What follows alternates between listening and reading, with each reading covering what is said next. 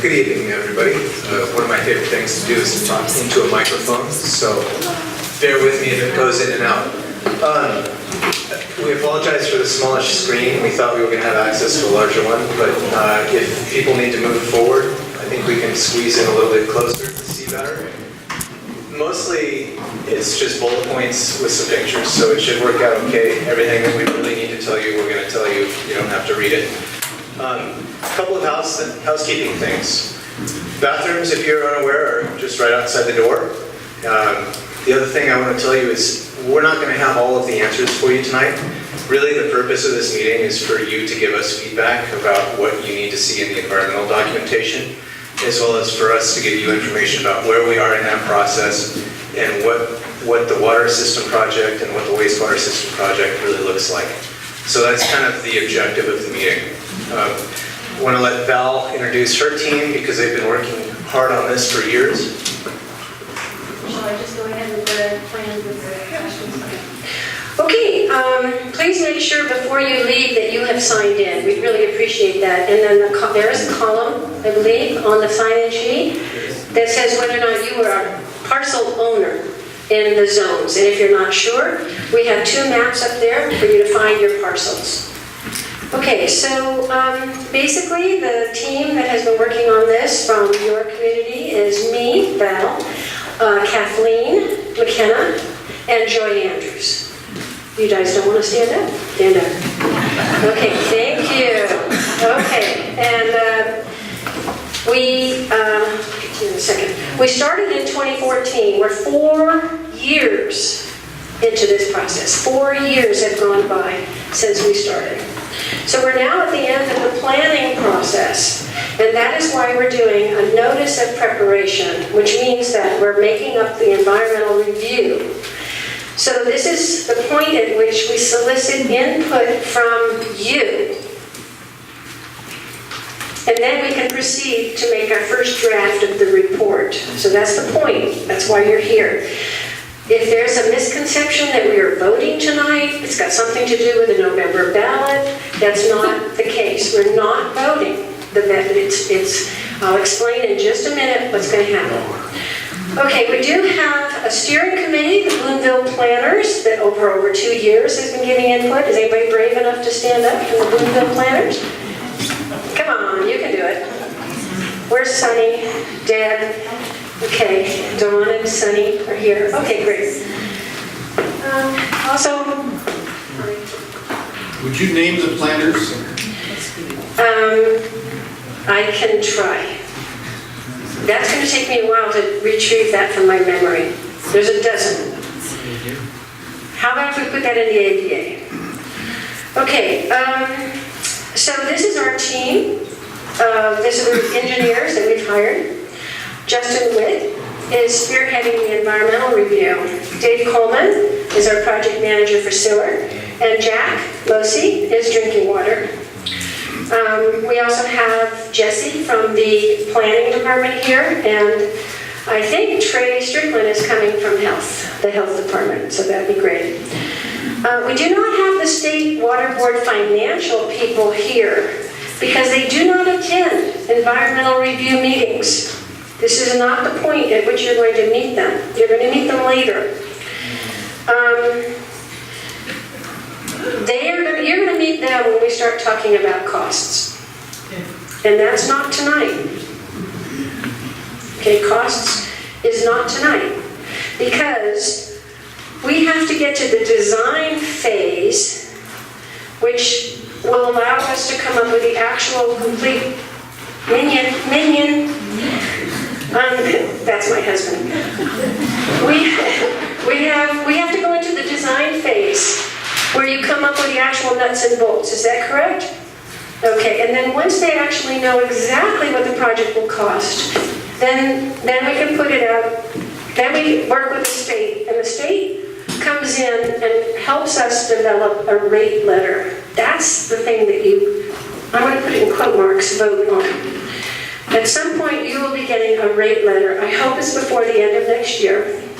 And that spells out exactly what it will cost you to pay rates for this monthly rate. We don't know that yet. So basically, I said that here. Cost for infrastructure. So you will receive your rate letter, hopefully next year, and we'll all meet together again. Then once you have your rate letter, then you can make a decision about whether you're pro or con. If you're pro, you need to do nothing. If you're con, then you go ahead and return your letter saying no. And that's your vote. And the people who are voting are parcel owners. And you vote one vote per parcel. Some of you have more than one parcel. Therefore, you will have more than one vote. Okay, so now what we're going to do is on these posters are questions category by category. These are questions we've already been asked. These are questions that we've received on the website, in person, on social media, and letters. Okay, so what I'd like to do is I would like to make sure that you feel that every question you want to ask about health is on here. Then we'll do the next one. So this is what we have. If only 20 out of 23 wells has issues with E. coli and nitrates, why does the whole town need to have a sewer system? Why can't those parcels deal with their own problem? That was a question we got. How will the municipal water be treated? Will our treated water taste like chemicals? Anybody want to add a question? Health question. Health. Yes. Is 20 out of 23 a fact? Yes. Okay. These parcels that are on the map, 20 out of 23 have the coli and nitrate problems. Yes. And there are how many parcels that are involved? We tested, actually. We tested 23. What do you want to say, Kathleen? 23. No, how many are in this planned area? Only 200 some. All of those. I want to tell you, we did this when we had the second meeting. We had the second community meeting. We were asked to please gather data. This was pre-process. We had no money. So what we did is we went ahead and we tested as many as we felt we could afford. And we tested the most impacted areas with the smallest lots. So it's true. We haven't tested every parcel in Boonville. Want to add anything? Okay, treatment plan. Why was the west side picked? What does the treatment plant look like? Is it an eyesore? What is the neighbor's view? Does it have an odor? What happens to the liquids, the solids? Will neighboring property values go down? Anything else? Yes? Are you suggesting we know the neighbor's view? No. We're just kind of guessing. If you go up on the Babcock Cemetery and look down, you'll see it. Our point of view or our view of the proposed? Oh, the actual visual that they're looking at Okay. out on their deck or whatever. Yeah. That's a suggestion, though. It might be helpful if we give you just an overview of the two projects Yeah. first, and then we can move into questions. We can make sure that Yeah. we've got all these questions up here, and then whatever else we need to add to them, we'll have a nice question and answer session afterward. Does that work for everyone? These are not, I'm not answering any questions. We want them to answer these questions. Okay, water for municipal wells. Are they competing with private wells? Will private wells close by be affected? Will the water table go down? How much water will be produced? What happens if power goes out? What happens to hydrants if power goes out? How does this system affect fire suppression? Happy? Excuse me, I'd Yes. like to add a question to treatment plant. Yes. Okay, will septic trucks be able to come and add their load to the treatment plant? From somewhere else? Yes. Okay. From the whole county of Mendocino? Septic brought in From outside. from outside.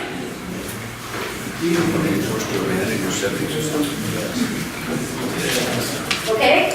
Yes? I'd like to add a question to, for this treatment plant that is proposed to be a treatment plant, has the Indian or Native Americans been informed because there is a village there? Okay. So that's actually part of your environmental review, so artifacts.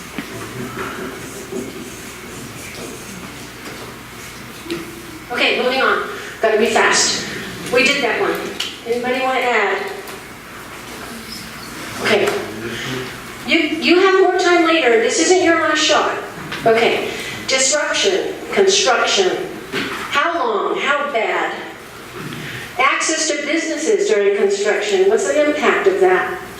Historical cultural issues such as the 100-year-old maple trees at Missouri House. Will water meter boxes be unsightly and a tripping hazard? Fiber optic lines, will they be used for other? Love it. We have our new, going to be new, Ted Williams coming to talk about that. He's coming by, he's going to love seeing this question on here.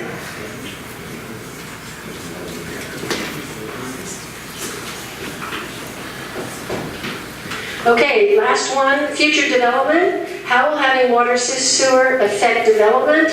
Will these systems affect the character of our town? Will providing these systems create more housing? Yes? We have focus on to provide public restrooms. Yes.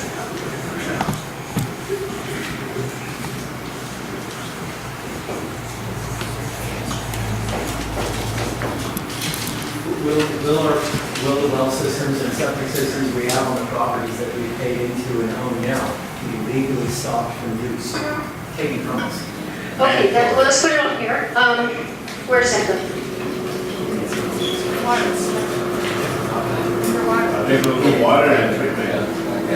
Okay, so are you legally required to stop using, How does it affect existing system? legally required, wait a second, legally required to abandon? Abandon septic? Can we keep our wells?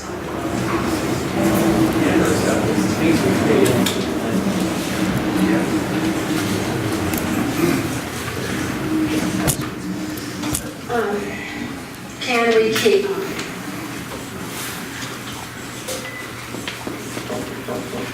Okay, that's our, this is the way that, oh, yes. If we're required to use the new water system, what about the plumbing requirements and is that each owner's cost? For instance, To the water meter. The parcel required, yeah, okay, so where's that? At the end is cost for infrastructure. Cost for infrastructure. Yeah, that's none of the cost. All right, so then this will be talked about later. This will be the parcel owner's costs. So that, we actually won't be talking about that tonight. It's on this, it's there. Yes. Future development, that if putting water or septic systems in the valley will allow us to subdivide our properties, will the 10% growth cover all of the new possible housing? Can we subdivide our parcels? In Boonville, right? Not the valley. What will be the impact of subdivision that's going to happen? I think the question is, have you built in enough growth?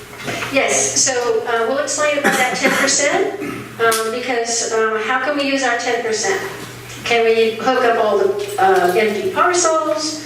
How can we use our 10%? Yes? Will the vote for septic and water be separate? Yes, completely separate. Okay, so what we're going to do now, gentlemen, this is our procedure. Yes, yes. Another question. So will there be new regulations or restrictions around the proposed wells? In other words, are you going to be restricting maybe potential use that's happening now around it? So how shall I write that? Shall I say, will they be affected, what do you want me to say? Well, I'm looking at all the wells on the map that you have here. Yeah, And I'm wondering if these are going to be now for the water, for drinking water. What will be the added restrictions and or regulations around these wells? yeah. Be affected by To regulations? protect the water quality, potentially. Okay, so I'm gonna let the experts deal with that. So this is how it goes. This is our procedure. We're gonna let the engineers go ahead and do their presentations. Then they're going to respond to the question posters. But during the questioning period, as it's going on, you are welcome to ask more questions. Okay? So once we're in a topic and we're talking about this, we'd appreciate it if you stay on topic, but you are welcome to ask more questions as something occurs to you. However, if you have a statement or a comment, we're going to give you a 1-minute limit. If you just, are just talking about your feelings about this. So 1 minute should be enough to express yourself very well. This does not apply to you. You guys are not limited to 1 minute. Or any expert that we have here, such as Andres, who might talk about fire suppression. Okay, so we also have Ricky Suarez. There's Ricky. Stand up, please. Ricky, if you're uncomfortable asking a question in English and you really want help with it, just go ahead, stand up, say it in Spanish, and he'll relay it in English. Okay? Thank you so much, Ricky. All right, that's the procedure, and here we go. Can I ask one question before you begin? Mark. Will all these questions be listed or with the answers as applicable if they're environmental related? Yeah, generally what we do is characterize the questions, so we won't get a word for word Yes, question. basically. Yes, yeah. So there will be a chart with areas of questions, and we'll refer you into the text as where you can find those answers. As far as comments go, if you don't feel like speaking publicly, there are some note cards on the back table. Feel free to write down your comments. Those also count. I just wanted to reiterate what Val had said. Tonight is not about making any decisions on the project. It's not about figuring out how much everything costs. What we need to do before we can get to those points is what these two gentlemen have done, which is begin the preparation of the preliminary engineering reports, and what I'm working on, which is developing the environmental impact report. Those three things go together into a funding package that you can then submit for grants. Without those things, we can't get grant money to build the project. So we're still, even after 4 years in the preliminary kind of planning stages of figuring out what everything's going to be and what everything's going to cost. So that's kind of the information we want to give you tonight, is where we are, and then based on the questions we've already been through, see what else you would like to know. So we already went through introductions. At this point, I get to turn it over to Dave, who is going to run you through the wastewater portion of the project. Dave? Thank you, Justin.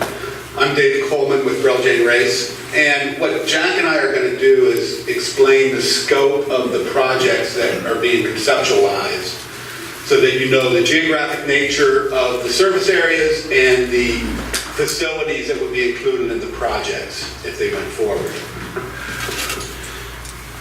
And I'm going to talk about the wastewater. Normally water goes first, but the slideshow was put together this way, so I'll go first. So any wastewater system is normally comprised of a few different components. The collection system, collecting the wastewater, the conveyance system, that centralized collection then is conveyed to the treatment plant. Then we have the treatment of the wastewater to get it to standards that are required for the disposal. So those are the four different components. I'm going to go through those components. So and we apologize again for this screen, and maybe I can help point out some things. I think most people are kind of aware of the scope of the project, but the wastewater and the water projects don't share the exact same service areas. So what we're considering for the wastewater is, this is Route 128, and this is Huxell Road here, right here. So basically from Huxell Road all the way down past Mountain View Road, and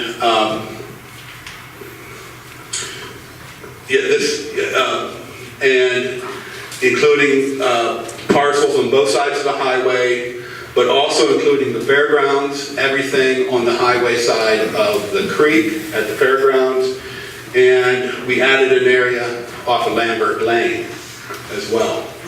Could you explain Lambert Lane, please? Before the bridge, after the bridge?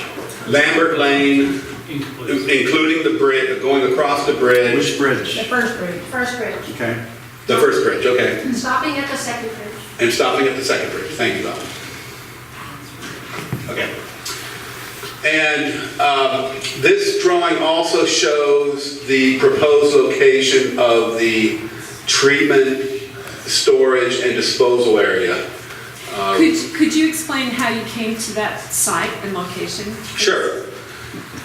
Well, for the wastewater disposal, the most cost-effective means is to, instead of having a system that's going to discharge through surface waters to the creek, which involves a lot of regulatory and treatment technology, instead we would treat it to advanced secondary standards, and we looked at two different disposal methods, but both methods require large areas of ground that's not in intense agriculture like vineyards.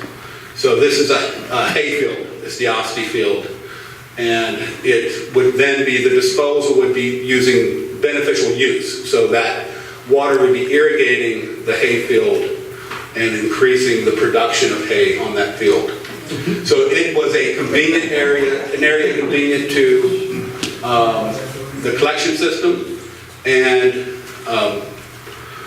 one of the only good areas for it that met all those criteria. Can I interject real quick? I promise we're going to have some Q&A at the end, and we're never going to get through the information to give it to you if we can't make it through the first slide. So if you guys are all okay. Because for us, it's easier to ask the question while you're talking. right. Yeah, as it comes up. Yeah. All right. That- Might be a long night. So my question is, it's more convenient for, development and treatment and all that, but you guys are aware of how our air currents come to the valley, and being a business owner with the food service, I don't think it's the best spot, because all the smell is coming this way.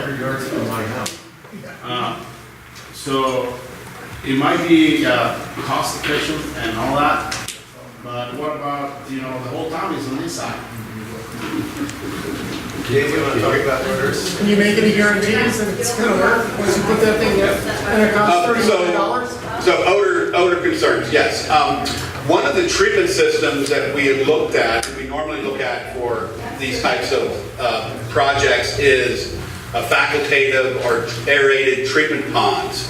Now those ponds have a lot of surface area and can then generate odors, significant odors. So we just declined to take that option any further. So we would be looking at as a concentrated mechanized treatment unit, and here's a portrayal of what that unit would look like. And so a much smaller area, and so the wastewater is quickly treated, and the potential for large amounts of odors is reduced significantly with that type of treatment system. And once it's treated, then it's going to be put into a lined and covered storage pond that then wouldn't have any odors at all. And then the disposal of that effluent wouldn't really have odor because it's treated wastewater. It no longer has a lot of organic material in it. Would it be more cheap to pump it over this side of the town? To pump it to... treat it on that side and have to go through all that process? I'm not sure I'm following your question. You mean site it on the other side of town? Yes. Are you suggesting that let's go back to the... Well, I'm not an expert, I'm just asking questions. Sure. Are you suggesting that the prevailing winds are such that this would blow into town, or prevailing winds from The plan to be placed on this side of town, Every morning. where, On the east side. there's no households, businesses and all that. Yeah, the treatment system itself would not be that close to any residences. Less than 75 yards from, maybe 100 yards from the pond. The high school's right across the street. Yeah. Right there. Normally, a couple hundred feet is sufficient for, even a pond system to be away from residences. odor concerns. But again, this would be a smaller treatment plant with much less odor generation. Yes? Yeah. Given your current estimation of the amount of effluent created, how many acres do you need to deal with that in this current scenario? I think it's around 15 acres. You need 15 acres on estimate to deal with how many units of housing? We're business? dealing with about 150 equivalent dwelling units. So 15 acres does 150 units. Let me check that acreage figure for you. I have it right Okay, here. well, I'm just asking because it relates to how the current usage is, and we need to know that Sure. until we, Okay. I mean, So when I have an opportunity, I'll look at that exact number again. I'd like you. to know Yeah. that, thank you. I have it with me. You've superimposed effluent spray fields, an effluent pond, and a treatment plant on what you're referring to as the Oski fields. We know it as a different name. Do you have an agreement with the landowners? No, there's no agreement yet. Why would you superimpose effluent spray fields and effluent ponds and a wastewater plant on someone's private property? Well, we have been talking to them about the considerations of the property being used for that purpose. But we're not that far in the project to go out solicit for agreements or any legal instruments. Yeah, if I can also just address that from a process perspective, we have to start somewhere. We have to come up with a project that we can look at to bring to you. So that doesn't mean that we've made any agreements, no money has been spent on any agreements with anybody. But from my perspective, to actually assess a project's environmental impact, which is part of what we're doing here, I need to have a potential project. So yeah, we've made some locations working with Val and her group and with Boonville planners as to what, you know, those members of the community at least who represent a lot of the community that thought would work. Follow-up question, then I'll let you move on. Others may not. If the property owners are not interested in selling, is this parcel eligible for eminent domain? Every parcel is eligible for eminent domain. Every parcel is eligible for eminent domain, but I Could you repeat that? In every parcel in the United States, in California, in the Yeah. county, that is, there are no restricted parcels for eminent domain? condemn any property that they feel meets, it has to be for a reason, though. It has to be for a public benefit. I don't see that happening here at all, so I don't think we need to worry about that. And he talked about purchasing, and I think we weren't ever talking about purchasing. It was a long-term lease. I believe that's true. So, you know, at the risk of not rushing this, are you open to entertaining any other scenarios? Or is this a done deal? It's not a done deal. In fact, we're trying to get some alternatives that we also looked at. That's one of the reasons I was hoping we could go through some of the slides to give you an idea of what we thought about before you tell us that we thought wrong. You're all going to include everybody in For disposal, yes. So there's a gentleman in the back here that's been hand up for a while. It's actually a two-part question. The first part is how much water are you going to require for the filtration in this? You're going to have some water coming in. So how much water is required to run a treatment plant like this? You have to have that in place before you have a treatment plant, am I correct? No. All the water for the treatment facility will come from the sewage that it's treating. And where does that water come from if we're not using, we're using municipal water, right? No? Correct. Okay, so where does that come from then? How Okay, that'll be what Jack will explain. It is needed to run the Right. plant. So there are three different scenarios or four different scenarios that could come out of this process. One would be no action at all, no new water and wastewater system. One could be just a water system and no wastewater system. One could be just a wastewater system and no water system, and one could be both water and wastewater systems. Okay, second part of my question then is it not true that the Environmental Health Division regulates the use and installation of septic tanks compliant with all division's regulations required at the time of any subdivision and building permit approval?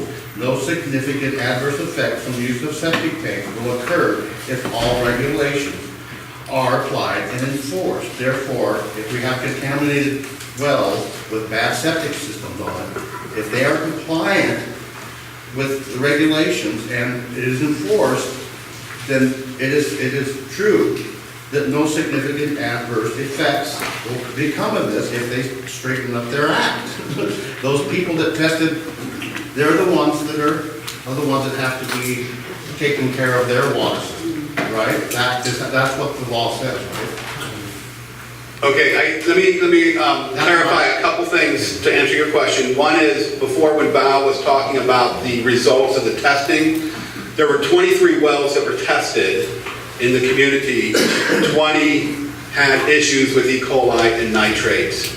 It doesn't mean that only 23 were, only 23 were tested. There are many more wells, and so the ratio in that sampling was 20 out of 23. So. And yeah, okay, I understand that, but I also understand that those were mostly taken around the Hale Street well, is that true?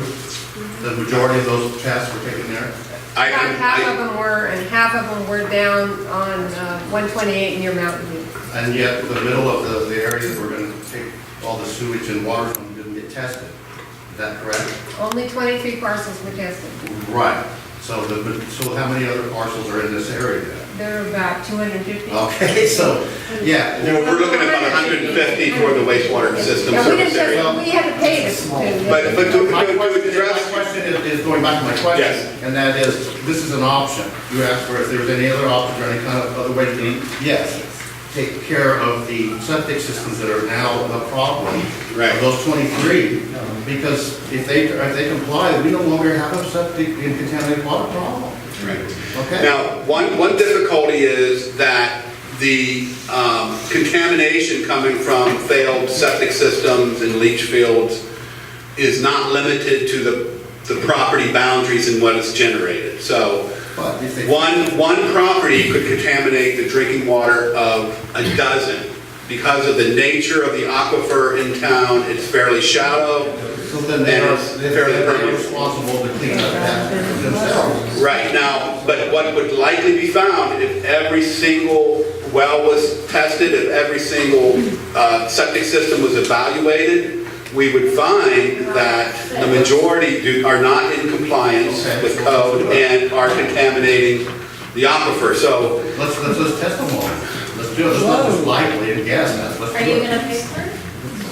I'm gonna have to pay for the septic system. I wanna know if I have to, just pay for all the tests, get them all done. So one of the alternatives that was considered and dismissed was, like a cluster and phasing type of alternative where you would take groups of septic systems and correct them and put it to a community leach field or whatever. But the problem is that the wastewater situation has to be solved in a holistic fashion for the whole area because of the dense nature of the development. Well, that development is the same development that's been here for 40 years. We haven't done much of any kind of, it says the Environmental Health Division regulates the use and installation of septic tanks. Therefore, they are the regulatory people that have to go and take care of it, not us. It's the property owners should be compliant. This is the health director for the county. I'm going to let him, he wants to address that portion of your question. Yeah, sorry, I got a little lost in town. It was so dark out front, I just didn't know it was back here. My name's Trey Strickland, I'm the county's environmental health director, and you're absolutely correct, but it's very difficult to just tell somebody, hey, your septic system's failing, fix it, make it better. Because if the system is in failure, what we direct people to do is to build a replacement system in their replacement area.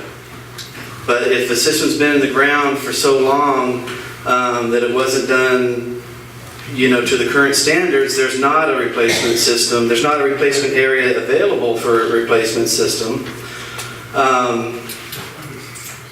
And with a lot of small lot sizes, there's just not a place to identify where a replacement system goes, because that replacement system also has to still be 100 feet from your well and a neighbor's well. So you start getting small lots next to each other, and you really start, you measure out all the setback areas, and now there's very few places where something can actually fit. And we don't have, people that need septic permits and water well permits, they're our customers. So these systems will take away some of our customers. But we don't have a hat in the game. We don't require one or the other. But if someone has a failing septic system, we direct them to repair it, and we pretty much rely on education and cooperation. And what happens after that, if they don't comply to what you tell them to do? It hasn't come to it, but I guess we take them to court to fix a public nuisance. And we want to avoid that for sure. How many failed parcels are we talking about? I'm not aware of any currently Red tagged? that are red tagged or in failure. Thank you. One of the issues that I keep hearing is what is it going to cost us? But what I've also heard is that we are applying for state grants to pay for this, not individuals. Am I right or wrong? I think Val would like to address that one, but yes, she has been working very hard, her and the rest of the I'm group. raising this because this is what I've heard at the meetings. Right. And a lot of people here have not heard this. They've considered that they're going to be paying, and I don't think that that's what I've heard. There's a good chance that you can get a lot of grant money to build these systems. But then you still have to operate them, and there will be operation and maintenance costs, so it's not that. If we had thought that we were going to have to service a loan, we would not have gotten to this point. Because we have to, by law, we have to keep the monthly rates low. Because we are defined as a severely economically disadvantaged community. So what happens if you have 150 people who have to borrow $1 million, which is a $13 million project? Okay, let's say 100 of us borrow $1 million. What does that look like every month for 30 years at 1%? So you could guarantee that? No, I'm just saying, we can't afford to borrow anything. Right? At 1%, $1 million at 1%? So we're looking for 100% funding. That's what we're hoping for, 100% infrastructure funding for septic. And septic pays up to the property home. There's no cost for the laterals to you either, because the state has to be sure that all the contaminants are collected. So if we had thought that you were going to have to pay $10,000 or something, or have a huge loan to service, we wouldn't be at this point. I think more than anything, it's got the monthly bill that's going to be coming to people. Yeah, so the monthly bill, it has a formula that the state requires we stay in the formula. So if we're severely disadvantaged right now, we can only charge 2% of the median monthly income, which works out to like $65, $70. That's the number we're kind of looking at. We don't know exactly how this all works though, so we'll get to, no, each one. Each one. Yeah, yep. Oh, wow.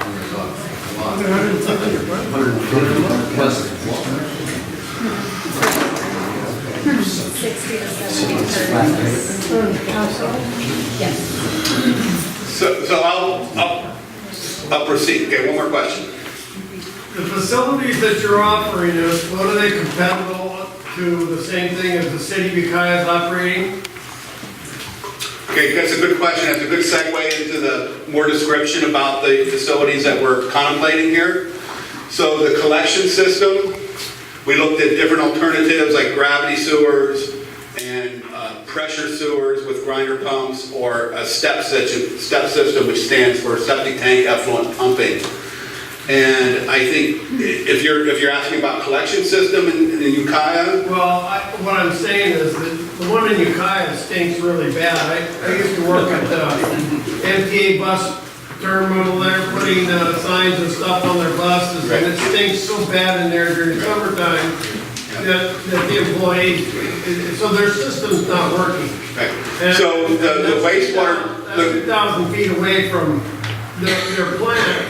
So take the high school over here, I mean, from where you're putting that on, that extension, you're gonna go to high school. Right. So Ukiah, I did a little work there a few years ago, some engineering, so I'm familiar with that treatment plant. It's, first of all, it's about 20 times the size in terms of flow, and it employs a bunch of different processes, including primary treatment, which is basically a big clarifier where the solids settle out, aeration systems, trickling filters, where they spray the waste, the primary waste down on top of stones, and so there's a lot of different surface areas for odors to generate from that. And then they have a sludge pond. Those are all facilities that we're not contemplating for a community of this size. I'm familiar with it. In 1965, I worked for a contractor that helped build it. So, I mean, we need something a lot different than what they're actually using. This would be a lot different than what Ukiah has. He says they're not using anything they're using in Ukiah. Chemicals to treat the, what kind of chemicals are we gonna be using in the treatment plant? For wastewater treatment, we'd be using very little chemicals. And for disinfection, you can use chlorine, but a lot of times we would use ultraviolet light for disinfection. So a lot of times we don't need chemicals. Sometimes you might need chemicals to adjust the pH for better process performance, but normally for this type of sewage, we wouldn't even need that. So you would be using chlorine? Most likely we would use UV for a system like this. Not chlorine? Not chlorine. Because that would salt the ground, right? Well, then you'd most likely have to dechlorinate before you would put in your disposal. Yeah. Yes. What about perk? Would any of those systems require that the soil underneath it has perk? Yes. Because that land does not have perk that's being proposed. Yeah, we did some perk analysis in the field, and it had enough for either the subsurface disposal that we looked at or the spray irrigation that we looked at, and then decided that's the preferred alternative. Why would that be the preferred? Okay, let me, so we'll skip the collection system and go to disposal. So we looked at two disposal alternatives, surface disposal through irrigation and subsurface disposal, like a big leach field, you know, putting it in pipes in gravel trenches underground. So the sizing we used was fairly conservative in terms of percolation rates. But one advantage of spray irrigation is we get to count on the plant's use of the water as well as evaporation. So not all the water perks. In fact, ideally, very little of it would perk down into the ground. Most of it would be used through evapotranspiration. So, and one advantage of the surface disposal, the spray irrigation, is that it is a beneficial use. The farmer then can actually, increase the hay production in that field. But there are subsurface disposals that can benefit agriculture as well. Subsurface? Yeah, correct. That's very difficult to do, to have systems that can be, because one of the things that happens in these fields, they're plowed every year. So a subsurface system has difficulty with that activity. We don't grow a lot of wheat Wheat? here. Wheat is not our main crop. I didn't say anything about wheat. Oh, you did? I thought I said hay. Oh, hey. Oh, excuse me. Yeah. Excuse me. And are you gonna pipe some of this onto the Lambert Lane Bridge, is that what I understand as well? So yes, the conveyance system, we were planning on having the main conveyance of the wastewater to get to the treatment plant, go across the bridge, be hung on the bridge, rather than go under the creek with a more expensive technique. And will there be safety valves or anything like that in case there's an accident there on the bridge? Normally you have valves on both sides of the bridge crossing. So everybody gets shut off while that gets repaired, is that what you're saying? Yes. Okay. Yeah. I have a question about the effluent, spraying of the effluent. Do you treat for all the pharmaceuticals that are in sewage water? People have taken internally and then Yeah. The biological treatment takes some pharmaceuticals and reduces those, but there are contaminants that will go through a lot of these types of treatment systems. You would need to totally eliminate all pharmaceuticals, you'd have to have reverse osmosis to But these filter are gonna be everything. sprayed on this field Yeah. year after year after year. Yeah. And then, Those amounts get pretty minuscule, almost non-detectable by the time they get through the treatment process and then sprayed on the plants. And septic systems don't treat for that, so it's not, I mean, yeah, it's an issue, but But it's they're not not. on the surface, they're in the ground. Exactly. Yeah.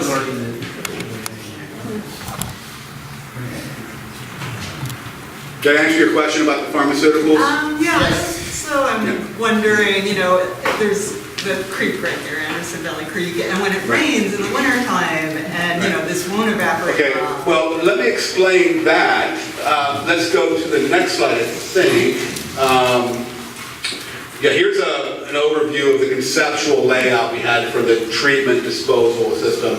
So with spray irrigation, one disadvantage of it is that you can't apply it all year round. Because for the reason you decided, because of runoff, you can't spray the effluent on the field during the winter. So over the winter, we'll store it in this lined and covered pond. And and then we would then continue spraying it in the spring when it stops raining. And what happens if that overflows, if there's a lot of... It would be sized big enough so that it would not overflow. That's not 10% growth. Spraying about the people who live nearby and their animals and plants and gardens. Will this also be subject to your spray?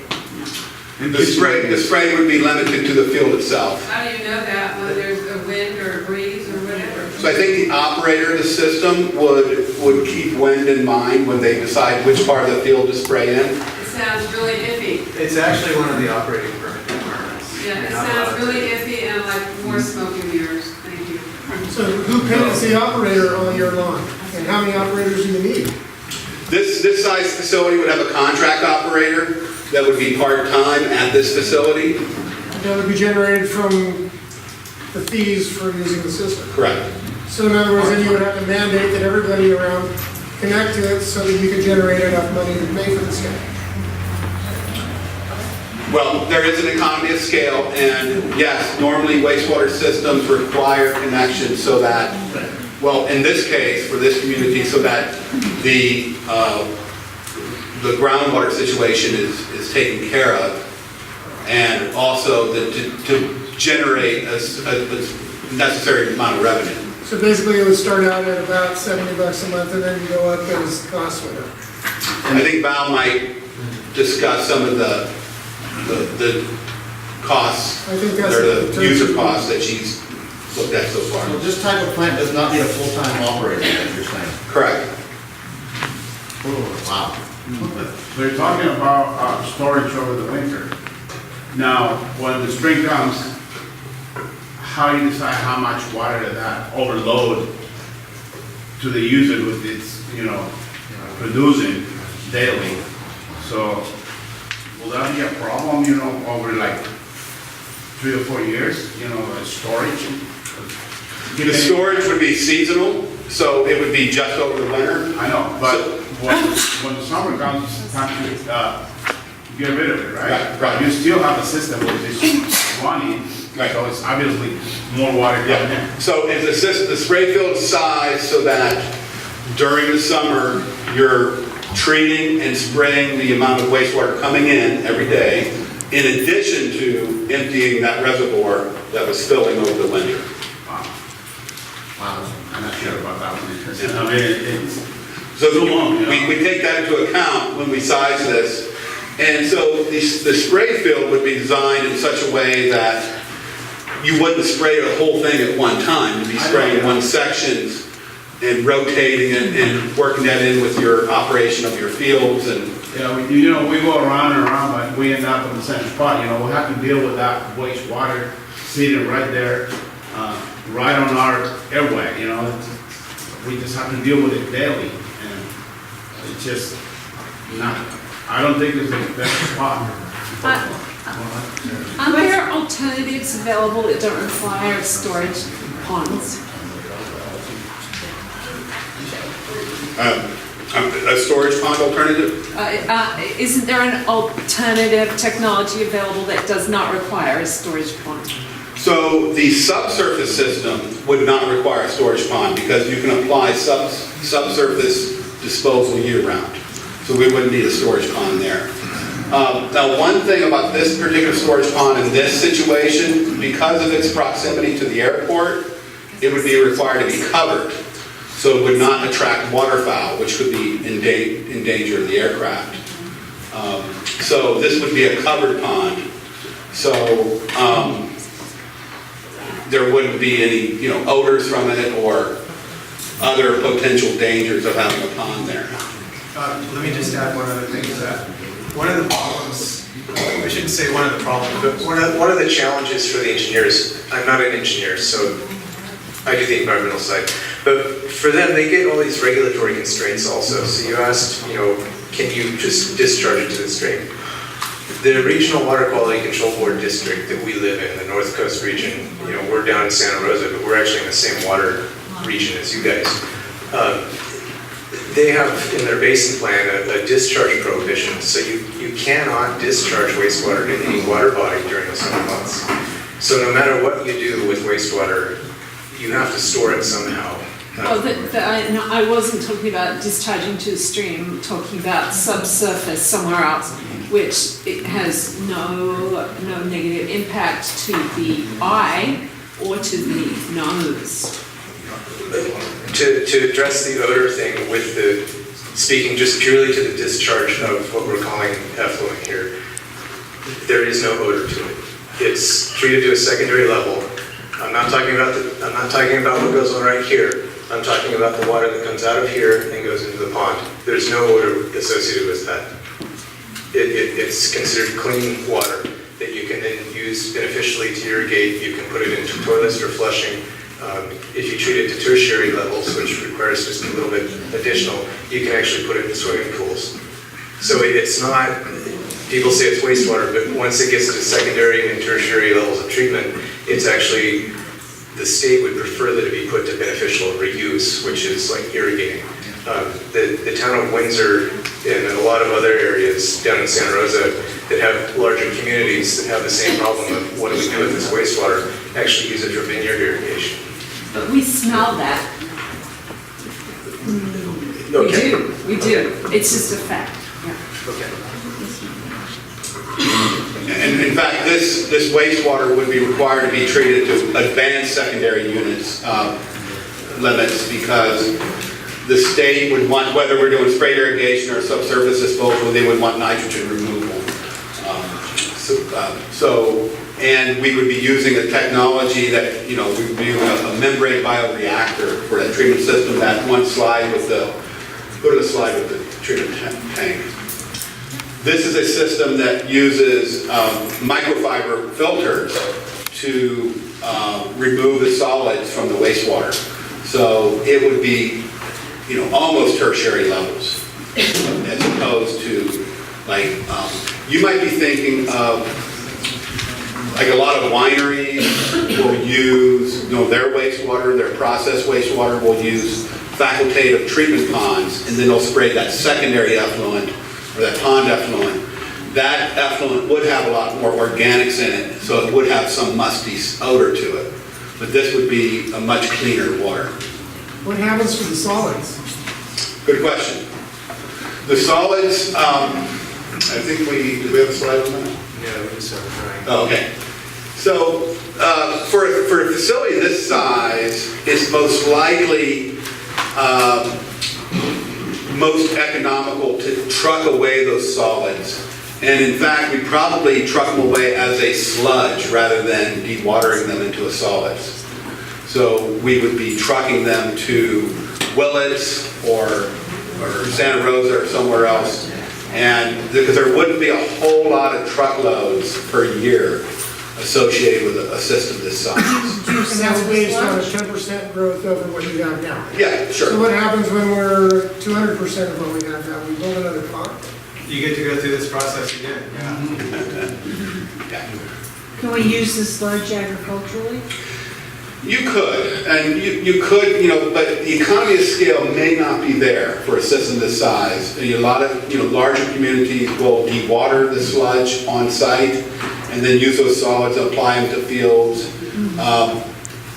That can be done. I mean, the technology's there, but it may not be cost effective for the system this size. Are we considered time after it's done? Let's say everything goes through and we have running water and sewer. You open the door for development, new businesses, and you name it. So that's gonna be too small in 2 years, maybe, 3 years? The treatment plant? Well, that's the growth of the community. There's a lot of factors, that would affect that. So we have to go through the process again if we're hit, right? Right.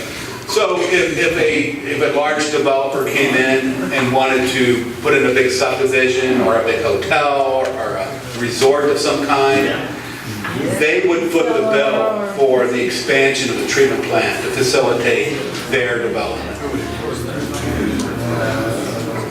Yeah, that's probably the most complicated question there is on this whole system. So the constraint that we're working under is that the state will only fund 10%. Because the state's not, 10% over their current demands. Because the state isn't interested in funding growth anywhere.